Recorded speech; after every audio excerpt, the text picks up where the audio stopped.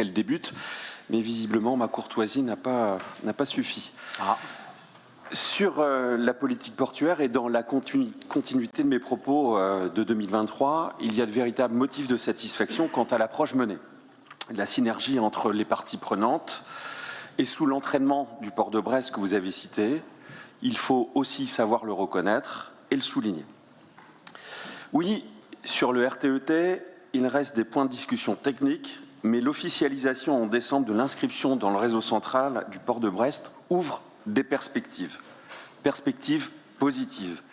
Il s'agit désormais de se mettre en ordre de marche pour 2027 et de se donner les moyens de nos ambitions.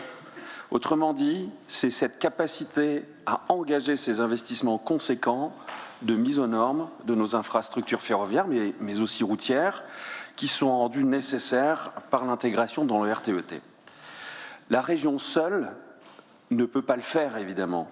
C'est du ressort et de la responsabilité de l'État que de porter ce financement à un niveau suffisant. Et donc, il nous faut, excusez-moi l'expression, travailler au corps l'État dès à présent sur le prochain CPER afin de sanctuariser sa participation. Et vous m'autoriserez à filer la métaphore sportive.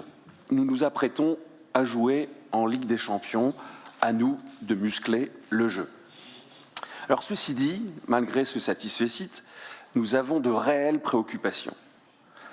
Sur le ZAN, il pose de nouveaux enjeux d'optimisation des espaces portuaires et nécessite d'avoir une approche raisonnée autant qu'ambitieuse sur les activités à pérenniser. Logistique, industrielle, innovation maritime ou encore dans le domaine des énergies renouvelables. Nous aurions souhaité un peu plus de clarté sur les orientations budgétaires.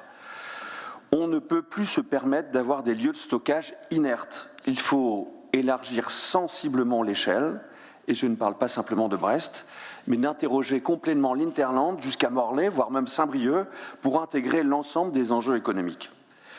Vous avez, monsieur le Premier vice-président, parlé de construction navale à l'instant, de réparation navale, mais pas de déconstruction navale.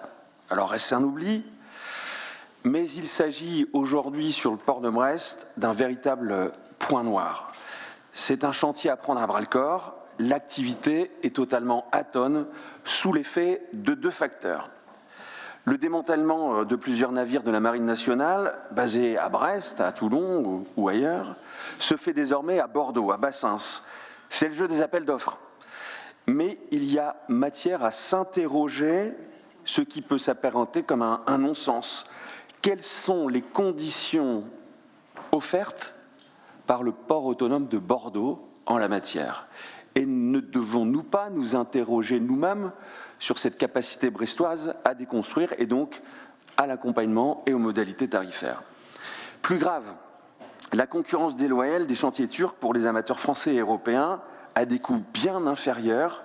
On parle d'un rapport économique de 1 à 5, voire de 1 à 6, mais surtout au mépris des standards environnementaux, malheureusement bénéficiant de cette forme d'accréditation de l'Union européenne.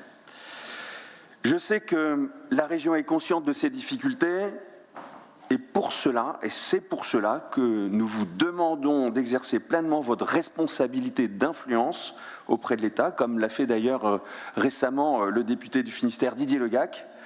Et au niveau du port de Brest, j'y reviens, à travailler au plus proche et réfléchir à des conditions tarifaires adaptées.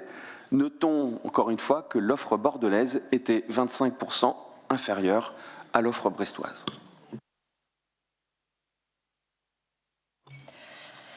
Chers collègues, Monsieur le Président, Monsieur le Vice-président, un mot rapide pour compléter